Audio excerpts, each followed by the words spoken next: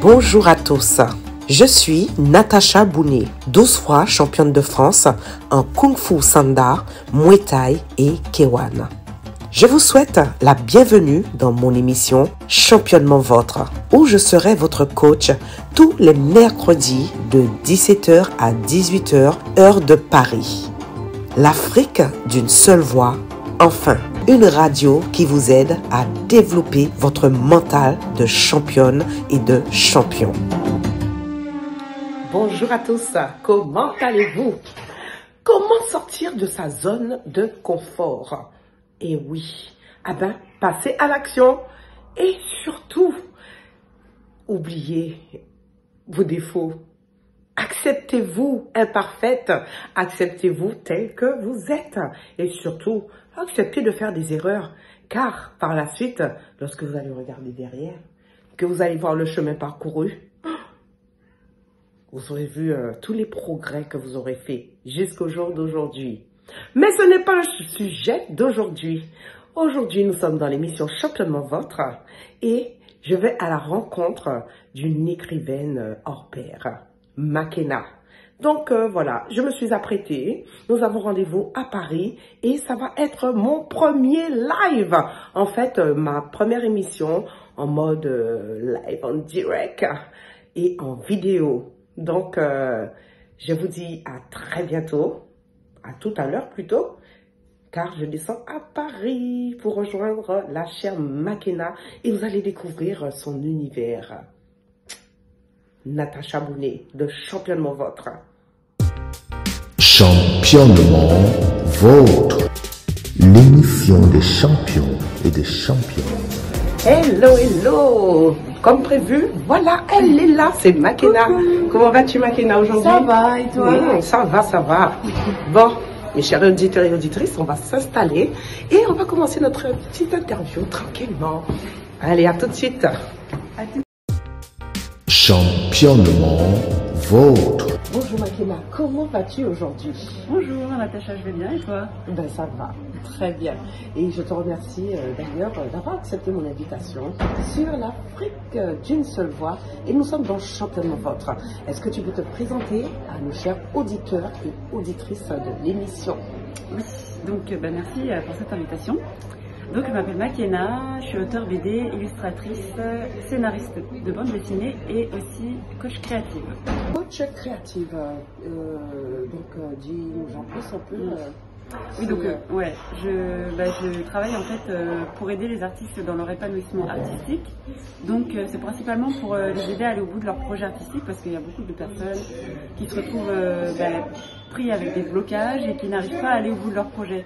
Donc c'est vraiment pour aider à débloquer à ce niveau-là. Parce que moi j'ai aussi eu des blocages pour la création des BD. Et au final j'ai réussi à les dépasser. Donc j'ai des clés comme ça, des donc ton expertise, voilà, tu vas pouvoir mettre au service de toutes ces personnes. Et donc des artistes, tout type de public qui ont envie d'aller de l'avant, voilà, aller jusqu'au bout. Aller au bout de leur projet, voilà. Super, super. Donc c'est des formations et aussi des masterclass. Voilà. D'accord. Je suis en train de le développer là justement. En train de développer. D'accord. Très bien. Alors, créatrice de bande dessinée. Alors, on s'est rencontrés lors du 2e salon du livre au 6e arrondissement et où je t'ai découvert. J'ai fait cette belle découverte. J'ai rencontré des personnes vraiment très intéressantes et une femme très inspirante de par son métier d'écrivaine. Hein, on peut dire ça, écrivaine? Oui, on peut dire. J'ai écrit aussi, donc voilà. auteur BD, scénariste, mais c'est vrai que c'est de l'écriture aussi. Super, super. Alors, comment t'est venue l'idée Déjà, il y a l'idée en premier. Après, souvent, j'écris un scénario en fait, donc je mets les idées en ordre. C'est une inspiration souvent. Donc ça dépend, ça peut être par exemple la vie quotidienne ou un livre que j'ai lu, une série que j'ai vue, ou des idées comme ça qui viennent. D'accord. Après en fait je commence à écrire souvent, donc je fais le scénario, donc je mets les idées en ordre et j'écris en même temps aussi les dialogues. D'accord, tout à fait. Et quels sont les thèmes que tu abordes le plus souvent? Alors, il y a beaucoup de thèmes quand même liés au développement personnel, comme l'estime de soi, la quête de soi. Dans une de mes BD, en fait, l'héroïne est vraiment en recherche de qui elle est. Et donc on suit son évolution au fur et à mesure de la BD. D'accord, tu vas nous en dire plus tout à l'heure. Tout à l'heure, oui. Alors, depuis quand que tu écris? Alors depuis toute petite, je dessine depuis la maternelle et l'écriture, c'était vers ces eaux-là.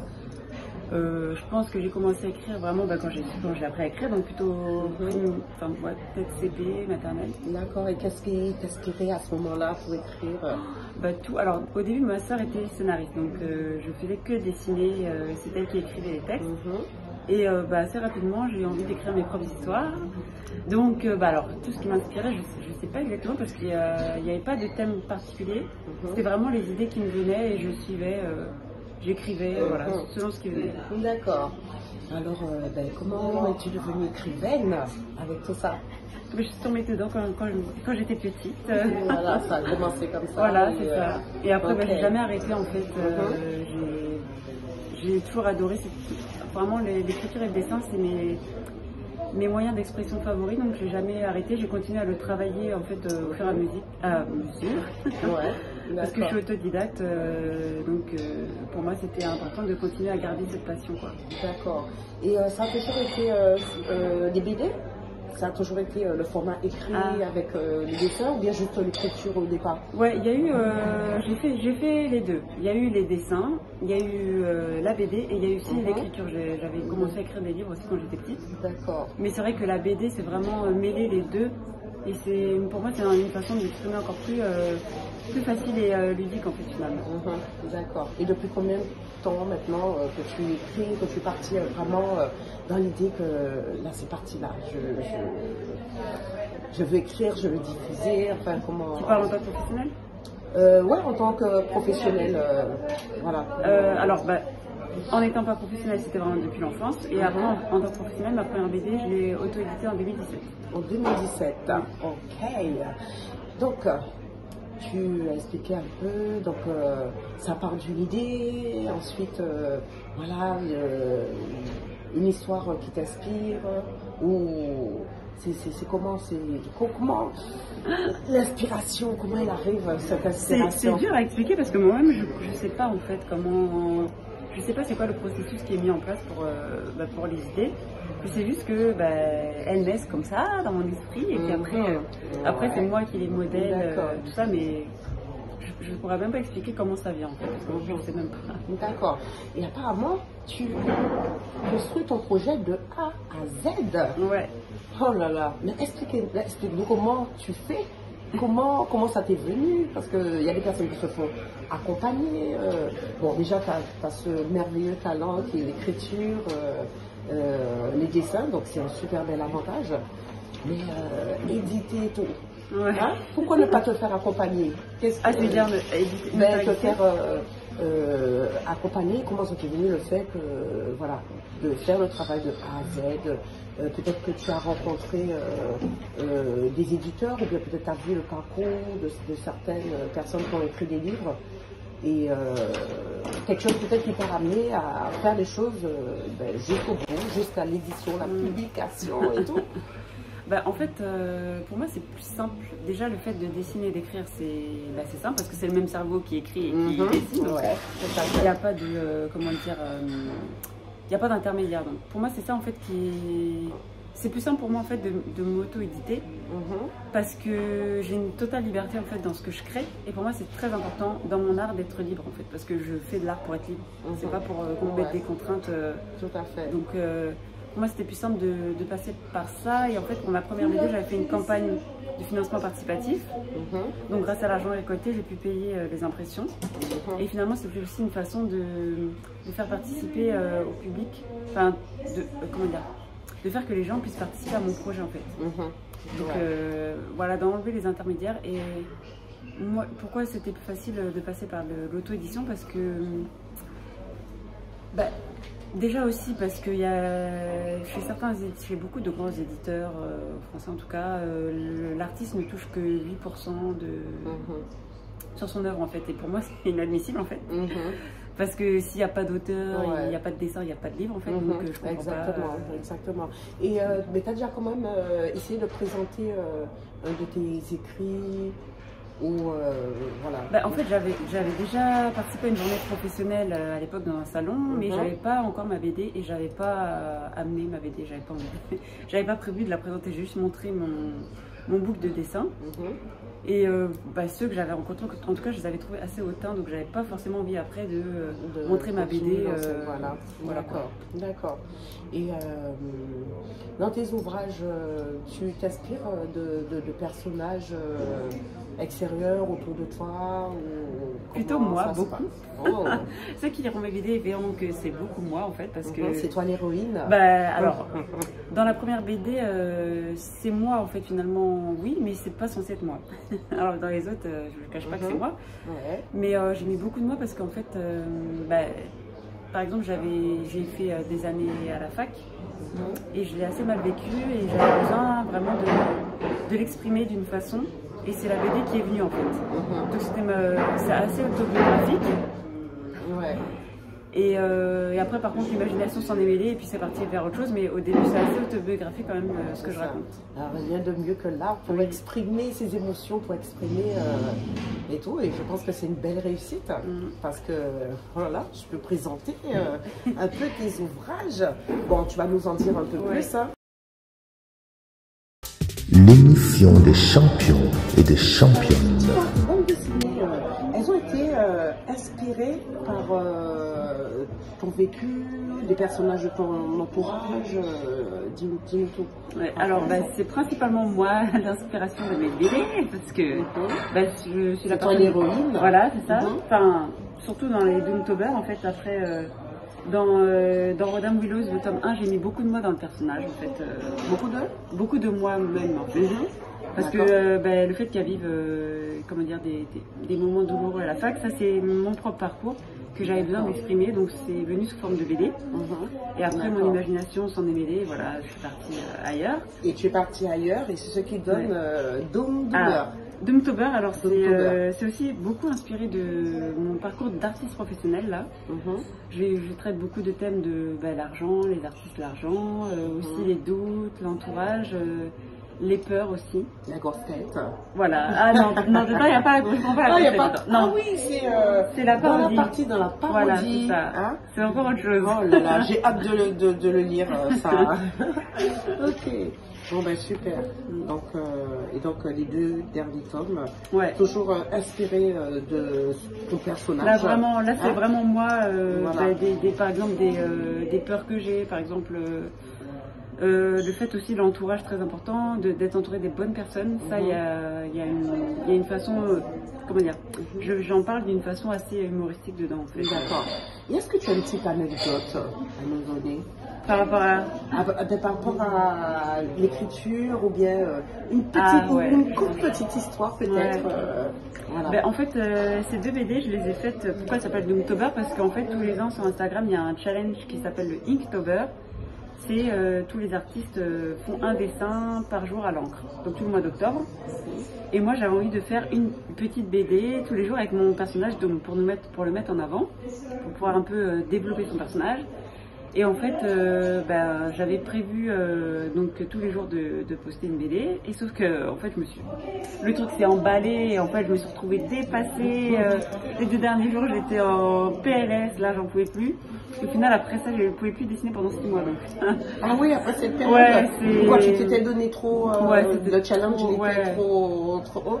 Mais ça dure combien de temps? T'as tenu c'était un mois. En fait, en un mois, j'ai fait 100 dessins.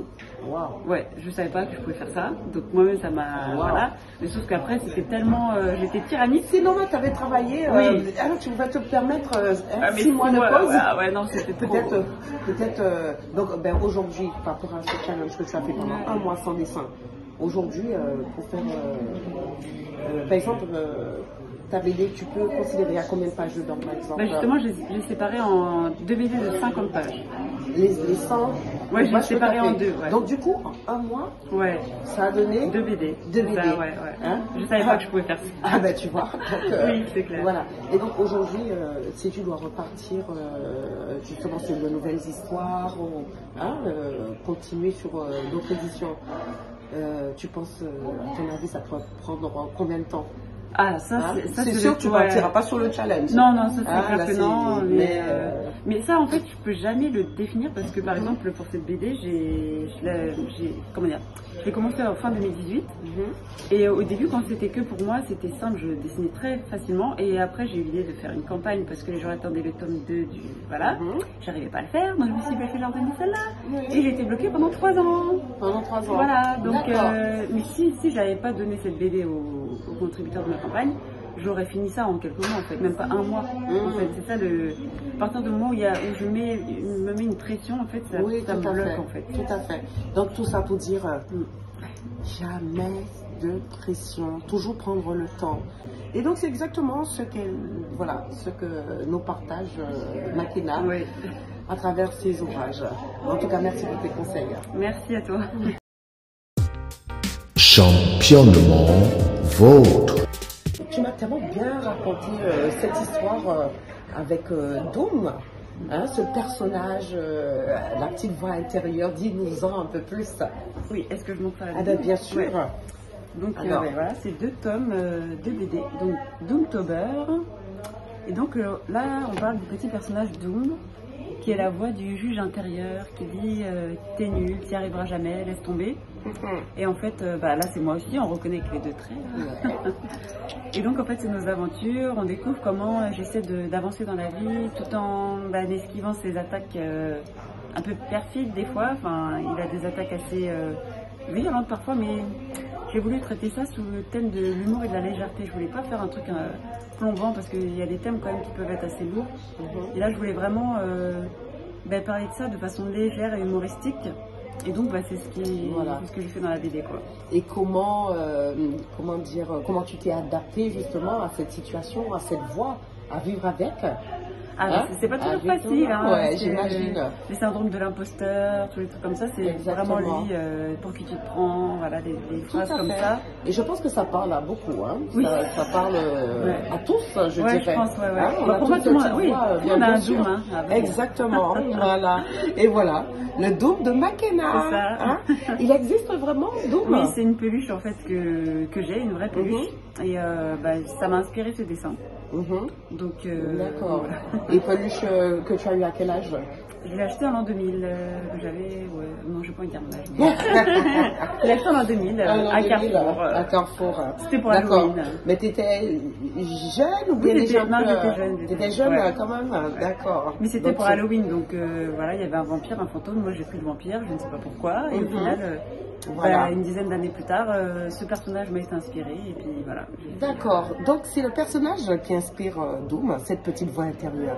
Et vous, qu'est-ce qui peut imaginer un peu votre voix intérieure? Vous pourrez répondre en commentaire, n'hésitez surtout pas. Ah là là. Bon. Et donc, ici, c'est ton premier ouvrage? Ouais, ma toute première BD, Rodin Mulhouse. Qui raconte l'histoire de Nola. Donc elle est étudiante à la fac, elle ne se sent pas du tout à sa place, donc comme moi. Comme tu disais tout à l'heure. Voilà, c'est ça. Ça, c'est vraiment autobiographique.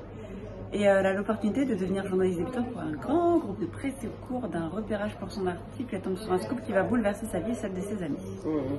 Je ne spoil pas plus parce qu'après il faut lire la. C'est ça, il faut l'acheter, la BD. Et tu avais des longs cheveux à l'époque? Pas aussi long, mais pas si long, mais long quand même. Voilà, d'accord.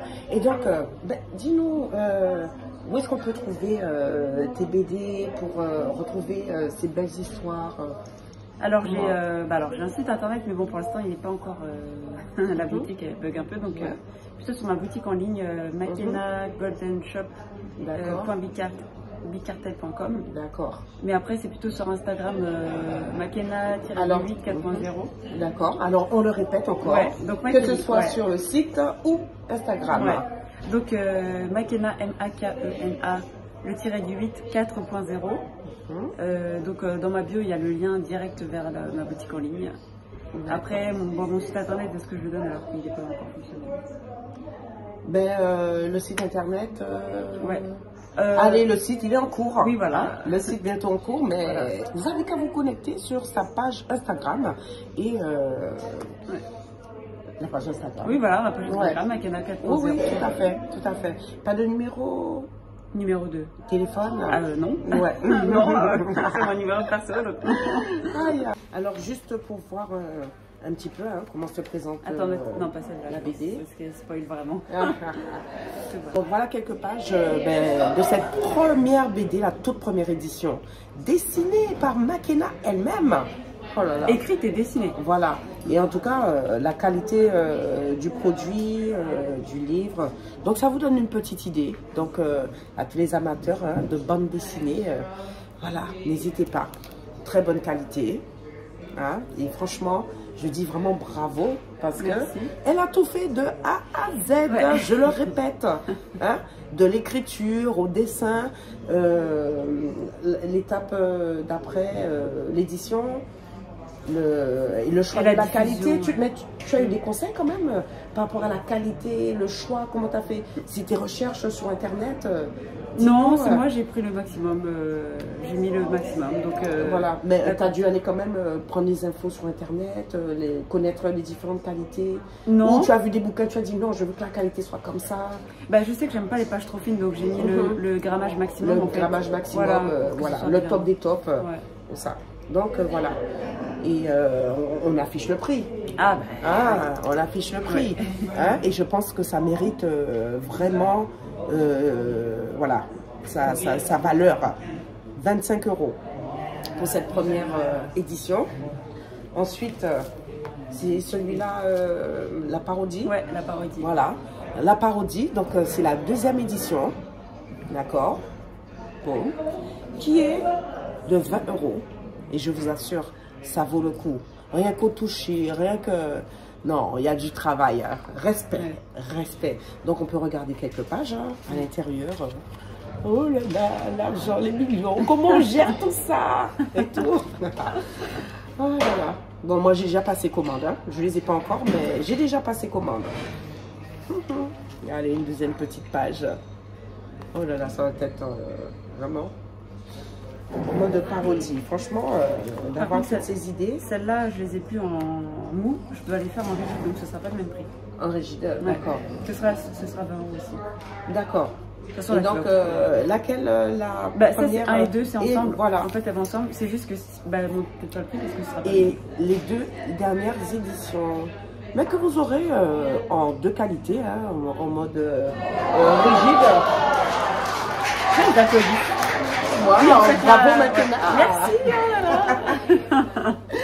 Donc, et nous avons les deux derniers tomes. Donc, c'est des séries qui se suivent. Oui, oui, ils vont ensemble en fait. Ils vont ensemble.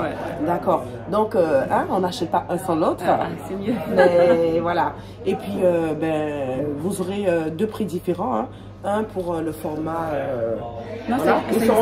Ça n'existera plus. Non, c'est vraiment là, je vais faire toutes les BD en rigide. Voilà, toutes les BD en rigide. Ouais. D'accord. Donc voilà, un peu d'histoire de Doom avec sa petite voix intérieure qui existe vraiment. Hein? Peut-être un jour, elle va nous la présenter en live. Je sais pas.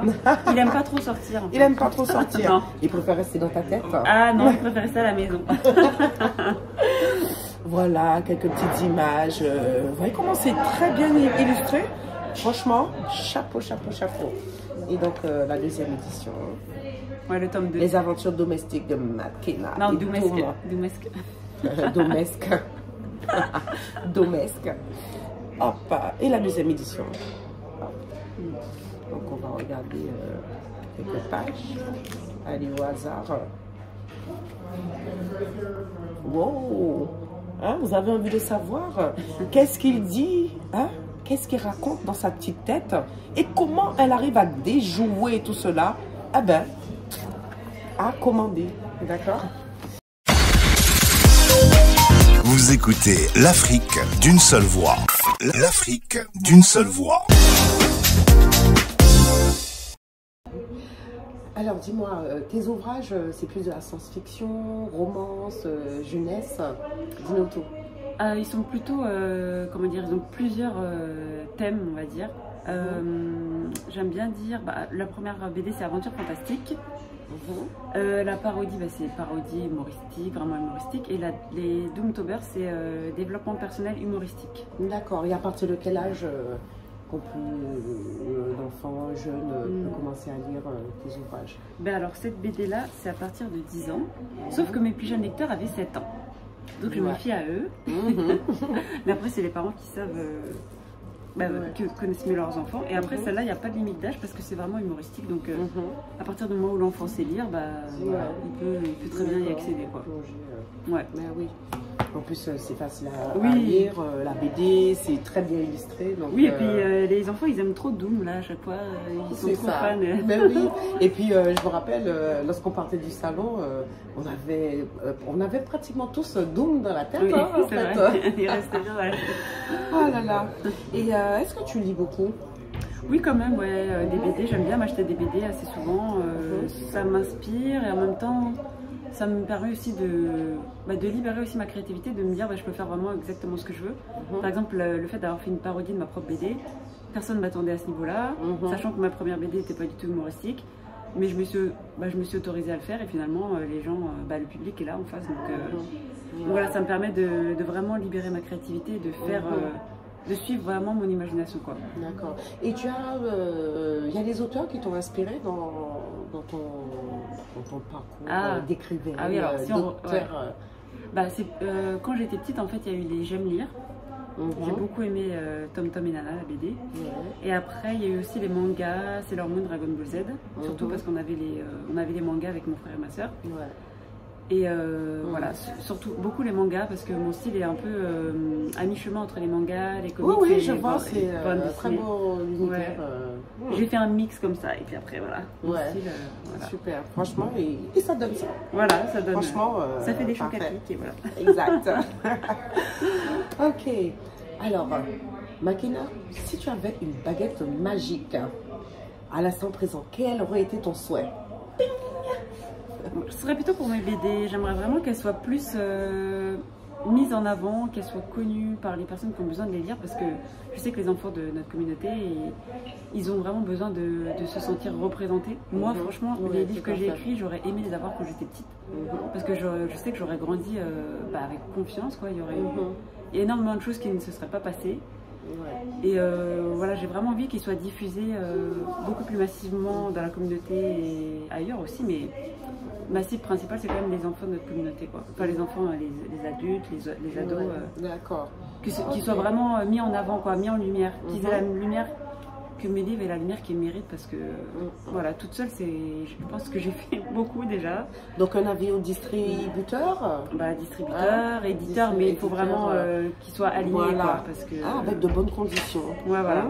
Pas n'importe quelles conditions, à discuter. Mais en tout cas, voilà, n'hésitez pas d'aller sur... où on peut te joindre, Makena? Sur Instagram déjà, donc comme je disais Makena 4.0 principalement, après sur ma boutique en ligne aussi et mon site. Voilà. Bon, on peut quand même me contacter, c'est juste que la boutique pour l'instant est un peu... voilà, c'est en cours, les choses sont en cours. Ça. Et ta boutique en ligne, c'est... on peut déjà acheter oui, sur ta on boutique. peut acheter, c'est là que les gens achètent. Mais c'est vrai que le titre est tellement... il est long. D'accord, on va l'écrire dans l'émission. Ouais, c'est mieux. Je vais faire comme les youtubeurs. Cliquez juste en bas, voilà, c'est ça. le lien du même pour mon livre. Site. Voilà, voilà, c'est ça. Voilà. Mais oui, donc baguette magique, plus de visibilité et atteindre les jeunes, les enfants de la communauté, du monde entier, d'accord? Donc, vous avez quelques idées à développer ou quoi que ce soit, même à travers vos événements. N'hésitez pas. Des événements. Voilà. C'est vrai que j'en ai pas fait beaucoup. J'en ai fait qu'un là cette année. C'est vrai que j'aimerais bien en faire beaucoup plus pour pouvoir aller à la rencontre du public. Tout à fait. En tout cas, j'ai des petites idées, mais voilà, on en discutera. Donc voilà. En tout cas, ma chère Makena, je te remercie vraiment d'avoir répondu à mon invitation. Mais merci. Et voilà, merci de nous avoir fait partager un petit peu ton univers et tout. Mais avant de nous laisser, Si tu avais un conseil à donner à tous ceux qui nous écoutent sur l'Afrique d'une seule voix, précisément dans l'émission Championnement Votre, quel conseil que tu peux donner à quelqu'un qui a envie d'écrire, qui a envie de se lancer dans cette aventure et qui a du mal à passer à l'action? Bah, moi je pense que le fait de se poser trop de questions, ça peut créer des blocages en fait. Donc ne pas questionner, ne pas se dire ah oui mais si je fais cette BD, ce livre, qui va l'acheter en fait. Vraiment essayer de rester vraiment dans la création. Voilà. Donc le fait de faire exister ces œuvres, parce que c'est vrai que si j'avais trop questionné, ces 4 BD n'existeraient pas en fait. Ouais. Donc après j'ai eu des blocages voilà, pour la création de certaines d'entre elles, mais le fait de se donner un objectif clair et d'y aller en fait, de pas trop se poser de questions parce que c'est ça qui crée donc des déjà blocages. de commencer à écrire. Voilà. Moi qui souhaite écrire l'histoire de ma vie. Juste commencer, même juste commencer, commencer, se dire si j'écris déjà une ligne, c'est déjà gagné. Tu vois, ça veut dire déjà mettre le truc en action. Vraiment petit à petit, voilà. Exactement. Parce qu'on peut toujours se relire. Assez souvent, on commence à faire quelque chose et puis 2 jours après, on peut soit se corriger, améliorer et puis au fur et à mesure. Ne pas chercher la perfection parce que pour ma première BD, en fait, je me disais il faut que ce soit parfait, les gens ils doivent adorer. Non, il faut vraiment, faut vraiment se dire c'est pas grave si au début c'est pas parfait, mais de toute façon le fait que ce soit fait, on pourra l'améliorer. Alors que si c'est pas fait, dans notre tête, on va essayer de le rendre parfait, mais on va jamais le faire en fait. Tout à fait. Et lorsque toi, tu as commencé à écrire, tu avais déjà idée que tu allais faire une BD où tu as commencé à écrire et par la suite... tu veux dire pour les BD là que j'ai fait? Oui, pour les BD que tu as fait. Ouais, je savais que je voulais faire une BD parce que ça faisait un moment que... j'ai toujours fait de la BD. Ça a été ton univers, quoi, en fait, quand j'étais enfant, mon rêve c'était d'être dessinatrice de bande dessinée. Donc j'ai toujours su que je voulais faire de la BD en étant adulte. Donc là, c'était l'occasion de le faire et c'était juste savoir quelle BD j'allais faire en premier. Et c'est celle-là qui est venue. Donc oui, je savais très bien. C'est ça qui m'a mis la pression. Parce que je savais faire de la BD depuis toute petite. Et je me suis dit, vu que c'est professionnel, il faut que ce soit carré et tout. Et c'est là que ça commence à me stresser. Oui, on se met, voilà, tout à fait, on se met des barrières. Oui, tout à fait. Donc voilà, ne faites pas ça en fait. Donc passez à l'action. Vous voulez écrire l'histoire de votre vie ou peu importe, écrire tout simplement, passer à l'action, sans jugement. Commencez à écrire et puis les choses vont se développer au fur et à mesure et puis vous allez voir par la suite quelle direction prendre. Et puis si vous voulez suivre l'exemple de Makena, construire de A à Z, je trouve que c'est une expérience magnifique et aujourd'hui elle a peut-être besoin juste de coups de boost pour qu'il y ait plus de visibilité, mais franchement je dis encore chapeau, voilà, de la qualité. Elle a choisi le plus haut grammage possible. Donc là, il n'y a pas de faute là. Franchement, c'est top. C'est top. Donc Makena, je te remercie. Et puis je te dis à bientôt pour de nouvelles aventures. Oui, merci à toi de m'avoir reçu et à bientôt. À bientôt. Merci encore. Merci. Okay. Championnement Votre. L'émission des champions et des championnes.